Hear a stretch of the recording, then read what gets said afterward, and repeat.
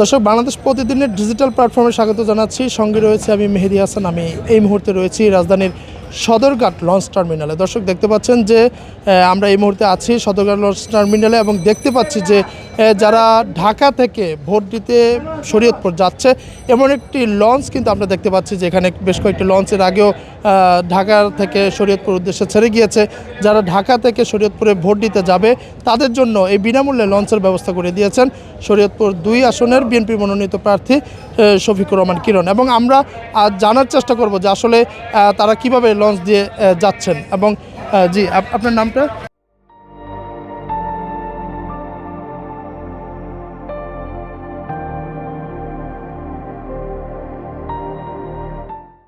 আমার নাম আমার শাহজালাল। আচ্ছা, আপনি কি হিসাবে আছেন? আমি লঞ্চের মাস্টার হিসেবে আছি। আচ্ছা আচ্ছা, লঞ্চ কিভাবে কি করে দিয়েছে একটু বলুন। এটা আর নির্বাচন উপলক্ষে শরীয়তপুরের 2 আসনের বিএনপির মনোনীত প্রার্থী আলহাজ শফিকুর রহমান কিরণ সাহেব সে বিনামূল্যে যাত্রীদের সুবিধার্থে এটা ভাড়া করে দিয়েছে আর কি, যাতে করে যাত্রীরা নির্বিঘ্নে গিয়ে ভোট প্রদান করতে পারে। সেই জন্য এটা যাত্রীদের উদ্দেশ্যে সে মনে করেন ফ্রি হিসেবে ফ্রি টাকায় মানে লঞ্চ এটা দিয়ে দিচ্ছে আর কি।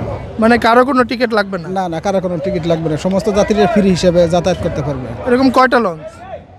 কালকে সাইডে গেছে আর দুইটা সাইডে গেছে, আজকে সকাল 8টা বাজে একটা সাইডে গেছে, এই রাত্রে এটাই লাস্ট? হ্যাঁ, এটাই লাস্ট।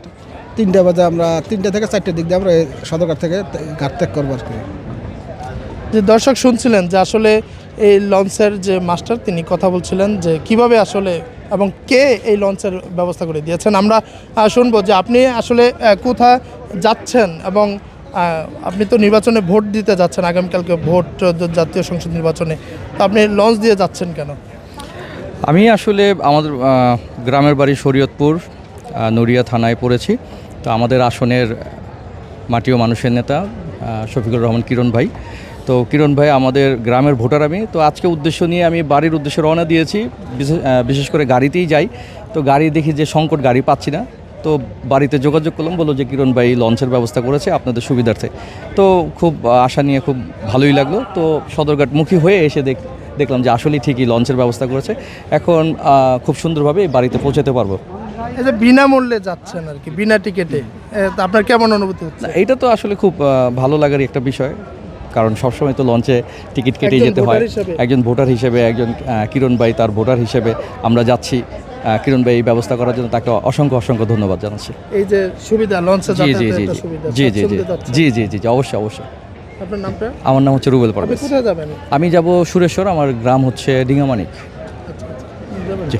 যে দর্শক শুনছিলেন যে আসলে একজন যাত্রীর সঙ্গে আমরা কথা বলছিলাম, আপনি জানতে পারছিলেন। এবং আমরা আরও জানানোর জন্য আমরা কিন্তু যাচ্ছি লঞ্চের ভিতরে এবং দেখানোর চেষ্টা করব যে আসলে আর কোনো যাত্রী কি।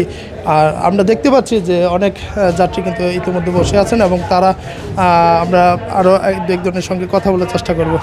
জি, আপনি কোথায় যাচ্ছেন? আমি যাচ্ছি সুনেশ্বর। সুরেশ্বর যাচ্ছেন, লঞ্চে যাচ্ছেন? জি, লঞ্চে। সুবিধা হচ্ছে নাকি? যে সুবিধা হচ্ছে।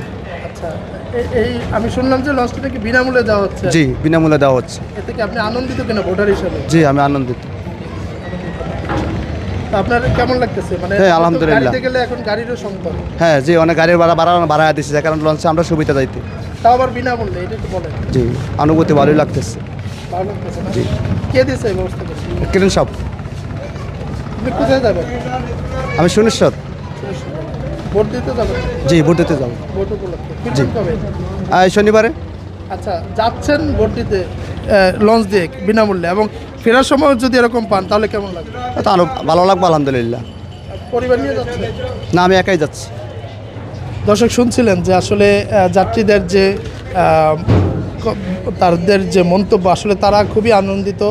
এবং আমরা এই মুহূর্তে রয়েছি সদরঘাট লঞ্চ টার্মিনালে এবং এখানে ঢাকা থেকে বেশ বিগত কয়েকদিনও কিন্তু লঞ্চে চড়ে বিনামূল্যে, অর্থাৎ বিনা টিকিটে যাত্রীদের যে স্বাচ্ছন্দ্যবোধে গ্রামে ফেরা এবং তারা ভোট দিতে, ভোট একটি উৎসবমুখর পরিবেশ তৈরি হয়েছে।